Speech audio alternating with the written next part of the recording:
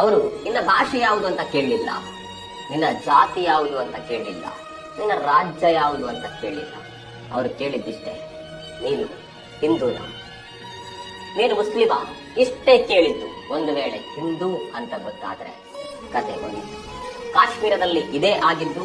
ನಮ್ಮಲ್ಲಿ ಬೇರೆ ಬೇರೆ ಜಗಳಗಳು ನಡೆಯುತ್ತೆ, ಜಾತಿಯ ವಿಚಾರದಲ್ಲಿ ಜಗಳ ನಡೆಯುತ್ತೆ, ಇತ್ತೀಚೆಗೆ ಭಾಷೆಯ ವಿಚಾರದಲ್ಲಿ ಜಗಳಗಳು ಹೆಚ್ಚಾಗಿದೆ, ಬೇರೆ ಬೇರೆ ವಿಚಾರದಲ್ಲಿ ಜಗಳ ಆಗಿದೆ. ಆದರೆ ಕಾಶ್ಮೀರದ ಆ ನರಹಂತಕರಿಗೆ ಧರ್ಮ ಬೇಕಿತ್ತು.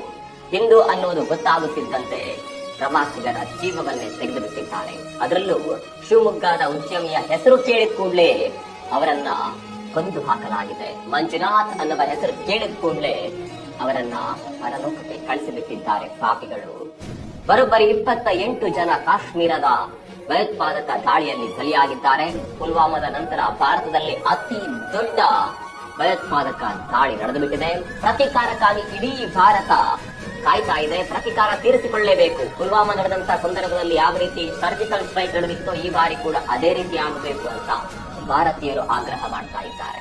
ಇದರ ಜೊತೆಗೆ ನಾವು ನಮ್ಮ ದೇಶದ ಭದ್ರತೆಯ ಬಗ್ಗೆ ಕೂಡ ಪ್ರಶ್ನೆ ಮಾಡಲೇಬೇಕು. ಹೌದು, ನಾವು ಇವತ್ತು ಅಮೆರಿಕಾಕ್ಕೆ ಸೆಟ್ ಹೊಡಿತಾ ಇದ್ದೇವೆ, ಚೀನಾಕ್ಕೆ ಸೆಟ್ ಹೊಡಿತಾ ಇದ್ದೇವೆ, ಆದ್ರೆ ಇಂತಹ ದಾಳಿಗಳನ್ನ ಯಾಕೆ ನಮ್ಮಿಂದ ತಡೆಗಟ್ಟೋದಕ್ಕೆ ಆಗ್ತಾ ಇಲ್ಲ ಅನ್ನುವ ಬಗ್ಗೆ ಕೂಡ ಪ್ರಶ್ನೆಗಳನ್ನ ಕೇಳಲೇಬೇಕು.